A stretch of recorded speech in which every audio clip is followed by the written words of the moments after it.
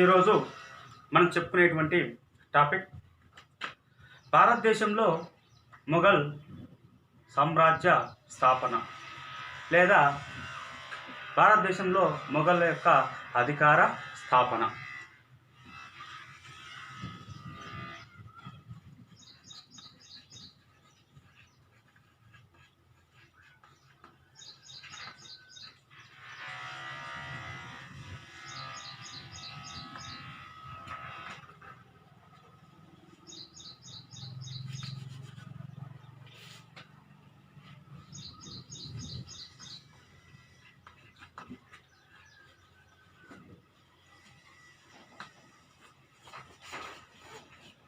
భారతదేశంలో మొఘళ్ళ యొక్క సామ్రాజ్య స్థాపన.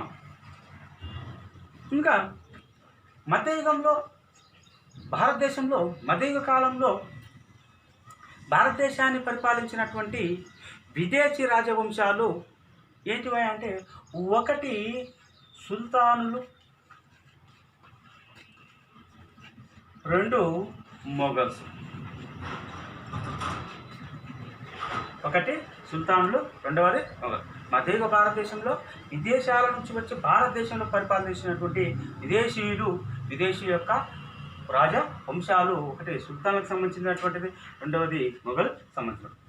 ఇందులో సుల్తానులు క్రీస్తు శకం 1206 నుండి 1526 మధ్యకాలంలో పరిపాలన నిర్వహించడం జరిగింది. అదే మొఘల్స్ తీసుకున్నట్టయితే వీళ్ళు క్రీస్తు శకం 1526 నుంచి 1857 నుండి 58 మధ్యకాలంలో పరిపాలన నిర్వహించడం జరిగింది. మరి వీళ్ళు సుల్తానులు కానివ్వండి లేదా మొఘల్ పాలకులు కానివ్వండి, ఢిల్లీని కేంద్రంగా చేసుకొని పరిపాలన నిర్వహించడం జరిగింది. ఢిల్లీని కేంద్రంగా. మరి నాటి ఢిల్లీ అంటే మనకు భారతదేశంలో ఏ ప్రాంతంలో ఉంది? ఉత్తరాపథంలో లేదా ఉత్తర భారతదేశం. ఉత్తర భారతదేశంలో రాజ్యస్థాపన సమయంలో బలమైనటువంటి పాలకులు ఎవరు అంటే రాజపుత్రులు. బలమైనటువంటి పాలకులు రాజపుత్రులు. మరి వీరి యొక్క పరిపాలన కొనసాగుతున్న సమయంలోనే ఇదే కాలంలో అరబ్బులు భారతదేశం పైన దండయాత్ర చేసి వీరి యొక్క అధికారాన్ని నిర్వీర్యం చేయడం జరిగింది, లేదా వీరి యొక్క అధికారం అనేది క్షీణించిపోవడం జరిగింది. అరబ్బుల యొక్క దండయాత్ర వల్ల రాజపుత్రులు తమ యొక్క అధికారాన్ని కోల్పోవడం. ఇదే సమయంలో మరి క్రీస్తు శకం లేదా అరబ్బుల దాడుల అనంతరం గోరి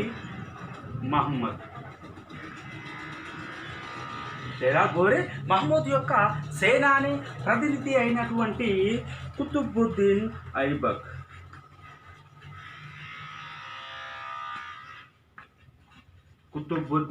ఐబక్ ఇతను భారతదేశంలో తొలి కాలంలో జయించిన అనంతర కాలంలో ప్రతినిధిగా ఉండడం జరిగింది. ఇతనే 1206లో బానిస వంశాన్ని స్థాపించడం జరిగింది. బానిస వంశ స్థాపన అనంతరం ఇతను ఢిల్లీని కేంద్రంగా చేసుకొని బానిస రాజ్యాన్ని స్థాపించక, ఇతని అనంతరం వచ్చినటువంటి పాలకులంతా కలిపి ఎక్కడి నుంచి ఎక్కడి వరకు 1206 నుంచి 1526 వరకు పరిపాలించడం జరిగింది.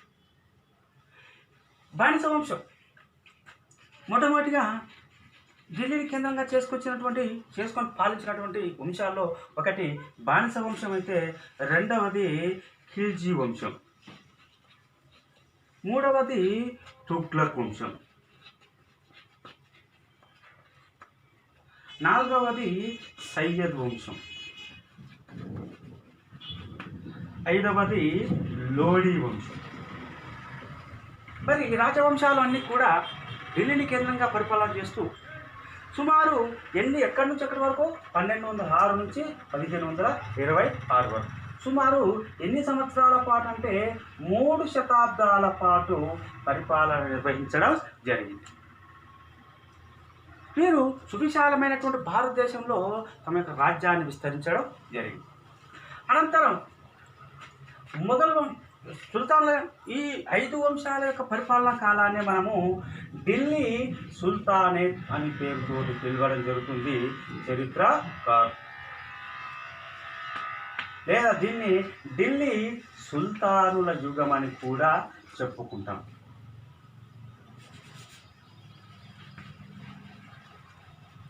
దీన్నే ఢిల్లీ సుల్తానుల యుగం అనే పేరుతో కూడా పిలవడం జరుగుతుంది. ఢిల్లీ సుల్తాన్ యుగంలో చివరి వంశమైనటువంటి లోడి వంశ పరిపాలనా కాలంలో ఇబ్రహీం లోడి ఢిల్లీ సింహాసనాన్ని పరిపాలిస్తున్నటువంటి కాలంలో 1526 ఏప్రిల్ 21న మొఘల్ సామ్రాజ్య స్థాపకుడైనటువంటి బాబర్ లోడి పైన దండయాత్ర చేసి దాన్ని ఓడించి ఢిల్లీ మరియు ఫతేపూర్ సిక్రీ కేంద్రాలుగా మొఘల్ సామ్రాజ్యాన్ని స్థాపించడం జరిగింది. మరి వీరి యొక్క రాజస్థాపనే చరిత్రలో గొప్ప సంఘటనగా మనము చెప్పుకోవడం జరుగుతుంది. బాబర్ అనంతరం వచ్చినటువంటి పాలకులందరూ కూడా భారతదేశంలో ప్రజల యొక్క సహకారంతో గొప్ప పరిపాలనను అందించడం జరిగింది. బాబర్ అనంతరం అతని యొక్క వారసులైన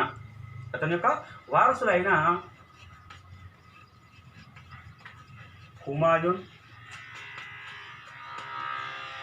అక్బర్, జహాంగీర్ మరియు షాజహాన్, అలాగే ఔరంగజేబ్,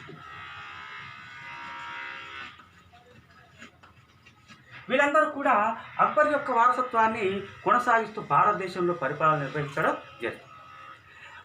మరి మొఘల్స్ యొక్క పరిపాలన ఎక్కడి నుంచి ఎక్కడి వరకు కొనసాగిందని చెప్పుకున్నాం. 1726 నుంచి 1857 నుండి 58 మధ్య కాలంలో కొనసాగింది. మరి వీరి యొక్క పరిపాలన కాలాన్ని చరిత్రకారులు 2 రకాలుగా వర్ణించడం లేదా వివరించడం జరిగింది. ఒకటి గనులైన పాలకులు, రెండవది బలహీనమైనటువంటి పాలకులు. గనులైనటువంటి లేదా బలమైనటువంటి పాలకులు అయితే, రెండవది బలహీనమైనటువంటి పాలకులు. మరి గనులైనటువంటి పాలకుల యొక్క కాలాన్ని 1526 నుంచి 1707 వరకు చెప్పుకుంటే, బలహీనమైనటువంటి పాలకుల కాలాన్ని 1707 నుంచి 1857 లేదా 58 కాలాలుగా చెప్పుకుంటాం. వీరంతా కూడా తమ యొక్క పరిపాలనా కాలంలో భారతదేశంలో ఉన్నటువంటి ప్రజల యొక్క సహకారంతో ప్రజల యొక్క సంక్షేమాన్ని కోరుకుంటూ పరిపాలనను నిర్వహించడం జరిగింది. ఇందులో వీళ్ళు ఎన్నో రకాల సంస్కరణలు ప్రవేశపెట్టి చూస్తే, లేదా వీరు అనుసరించినటువంటి రాజకీయ విధానం, మత విధానం, అలాగే సైనిక విధానం, తర్వాత సామాజిక విధానం, ఆ తర్వాత ఆర్థిక విధానం, అలాగే వాణిజ్య విధానం, ఇవన్నీ కూడా వీరికి గొప్ప పేరు ప్రతిష్టలు తీసుకురావడం జరిగింది. అనంతరం మరి ఇంత సువిశాలమైనటువంటి సామ్రాజ్యాన్ని స్థాపించి గొప్ప పరిపాలన అందించినటువంటి మొఘల్ పాలకులకు సంబంధించినటువంటి ఆధారాలు ఏమేమి ఉన్నాయనేది చూద్దాం.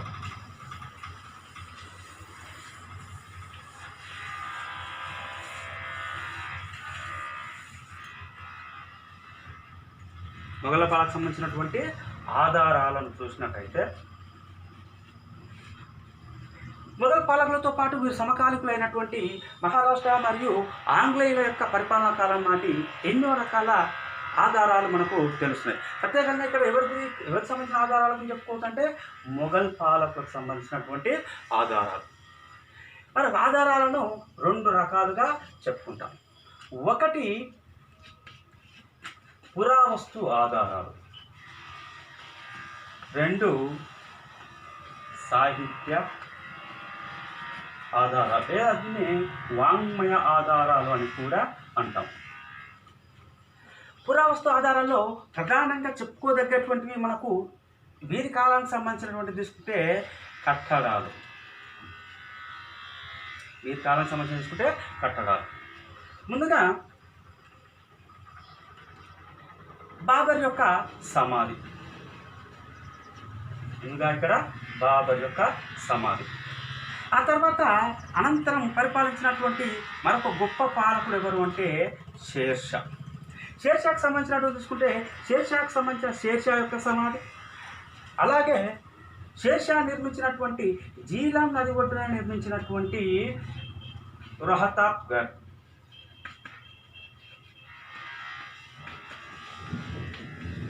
అలాగే పురాణ కిల్లా. వీటితో పాటు ఇతరు నిర్మించినటువంటి నిర్మాణాలు సరాయిలు. ఈ సరాయిలకే మరొక పేరు ఏంటిది అంటే సత్రాలు. సరాయిలకే మరొక పేరు సత్రాలు.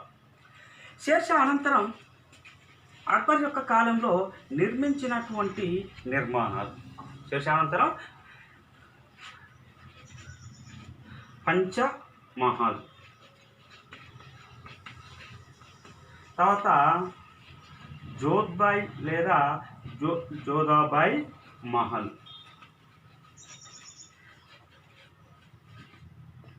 పంచమహల్, జోధాబాయ్ మహల్, అలాగే రాజా బీర్బల్ భవనం, రాజా బీర్బల్ భవనం.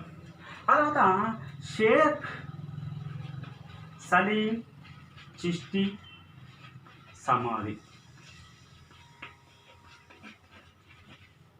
షేక్ సలీం చిష్టి సమాధి.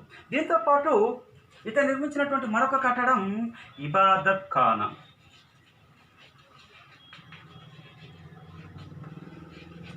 ఇబాదత్ ఖానా. ఇవన్నీ కూడా ఎవరి కాలంలో నిర్మించిన నిర్మాణాలు అని చెప్పుకోవచ్చు అంటే అక్బర్ యొక్క పరిపాలనా కాలంలో నిర్మించినటువంటి నిర్మాణాలు. ఇవే కాకుండా మరి ప్రపంచ ప్రసిద్ధి చెందినటువంటి నిర్మాణాలు కూడా మనకు మొఘళ్ళ కాలంలో నిర్మించడం జరిగింది. అందులో షాజహాన్ కాలంలో నిర్మించినటువంటి నిర్మాణాలు. షాజహాన్ కాలంలో నిర్మించారు. ఒకటి తాజ్మహల్, అలాగే ఈరోజు చెప్పుకుంటున్నటువంటి ఎర్రకోట. ఈ రెండు కూడా ప్రధానమైనటువంటి కట్టడాలుగా చెప్పుకుంటాం. ఇవే కాకుండా వీరి కాలంలో నిర్మించినటువంటి మోతీ మసీదు, అలాగే జామా మసీదు, మోతీ మసీదు మరియు జామా మసీదు. ఈ నిర్మాణాలన్నీ కూడా ఎవరి కాలానికి సంబంధించిన నిర్మాణాలు చెప్పుకుంటున్నాం అంటే మొఘల్ పరిపాలనకు సంబంధించినటువంటి నిర్మాణాలు. తర్వాత జహాంగీర్ కాలంలో నిర్మించినటువంటి జహాంగీర్ అనంతరం నిర్మించిన నిర్మాణం జహాంగీర్ యొక్క సమాధి. ఇవన్నీ కూడా మొఘల్ పాలకు సంబంధించినటువంటి పురావస్తు ఆధారాల్లో కట్టడాలుగా మనము చెప్పుకుంటాం. అనంతరం రెండవది తీసుకున్నట్టయితే ఇక్కడ నాణాలు. రెండవది నాణాలు. వీరి కాలంలో వీరు జారీ చేయబడ్డటువంటి బంగారు మరియు వెండి అలాగే రాగి నాణాలు. ఈ నాణాలు అన్నీ కూడా మనకు మొఘల్ పరిపాలనా కాలం నాటి ఎన్నో రకాల విషయాల గురించి ఇవి మనకు తెలియజేస్తున్నాయి. వీటి వల్ల ఏమేమి తెలుస్తుందంటే వీరి కాలానికి సంబంధించినటువంటి ఆర్థిక పరిస్థితుల గురించి తెలియజేస్తున్నాయి ఈ నాణాల యొక్క విడుదల. ఇదే కాకుండా వీరి యొక్క శిల్ప కళలు, వీరి యొక్క నాణాలపైన ముద్రించబడ్డటువంటి బొమ్మలు ఏవైతున్నాయో అవి మనకు నాటి కళ గురించి తెలియజేస్తూ ఉంటాయి. అదేవిధంగా వీరు ధరించినటువంటి బిరుదులు కూడా మనకు ఈ నాణాల ద్వారా కనిపిస్తూ ఉంటాయి. అంటే వీరు జారీ చేసినటువంటి ఈ నాణాల ద్వారా ఎన్ని రకాల విషయాలు తెలుస్తాయంటే సామాజిక, ఆర్థిక, మత, శిల్పకళకు సంబంధించిన ఎన్నో రకాల విషయాలు కూడా మనకు నాణాల ద్వారా తెలుస్తూ ఉన్నాయి. ఇక పురావస్తు ఆధారాలు రెండింటి గురించి చెప్పుకున్న తర్వాత ఇక్కడ మనం చెప్పుకునేటువంటిది సాహిత్య ఆధారం. నాటి మొఘల్ పరిపాలనా కాలంలో మొఘల్ సమకాలీకులైనటువంటి మరాఠీలు కావచ్చు లేదా ఆంగ్లేయులు కావచ్చు, వీరి కాలానికి సంబంధించినటువంటి ఎన్నో రకాల ఆధారాలు అనేవి మనకు లిఖిత రూపంలో లభించడం జరుగుతుంది. వీరి కాలానికి సంబంధించిన ఆధారాలు మనకి ఎన్నో రకాల భాషలు, అరబ్, తుర్కీ, తర్వాత పర్షియా, అలాగే హిందీ, తర్వాత సంస్కృతం, తర్వాత ఇంగ్లీష్, తర్వాత డచ్, తర్వాత ఇటాలియన్. ఇన్ని రకాల భాషల్లో సాహిత్యకు సంబంధించినటువంటి ఆధారాలు మనకు లభిస్తున్నాయి. మరి సాహిత్య ఆధారాలు ఇక్కడ సమకాలీకులను ఎవరు చెప్పుకున్నాము? మొఘల్స్ మరియు మహారాష్ట్రులు అని, మహారాష్ట్ర పాలకులు, అలాగే ఆంగ్లేయులు అని.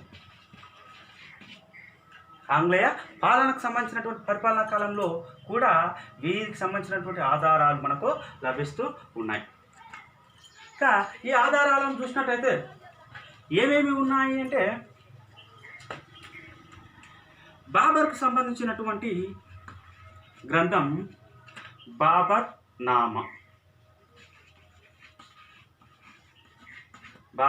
నామా. దీనికే మరో పేరు సుజక్ ఈ బాబరి. బాబరు స్వయంగా తన యొక్క శివచరిత్రను తుర్కీ భాషలో రాసుకోవడం జరిగింది. అనంతరం రెండవ తీసుకున్నట్టయితే హుమాయూన్కు సంబంధించినటువంటి గ్రంథం గుల్బదన్ బేగం. ఈమె రాసినటువంటి గ్రంథమే హుమాయూన్ నామా.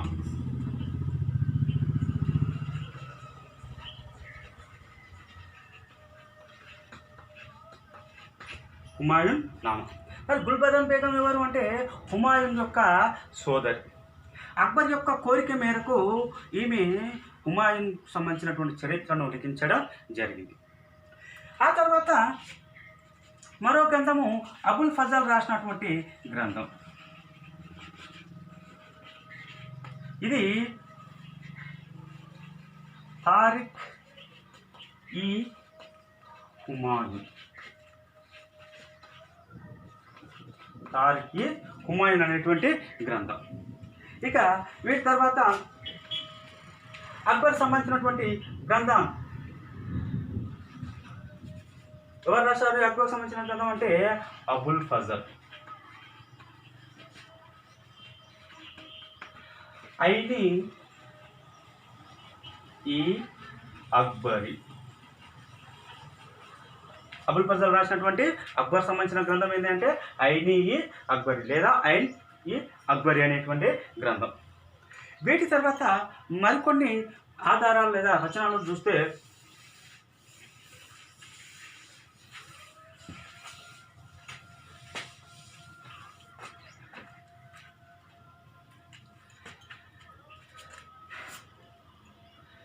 బదౌని రాసినటువంటి గ్రంథం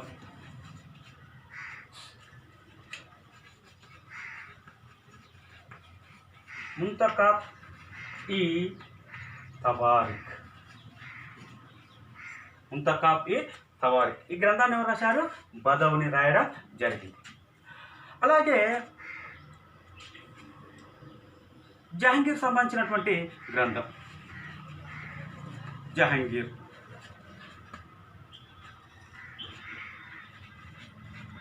తుజక్ ఈ జహాంగీర్. ఆ తర్వాత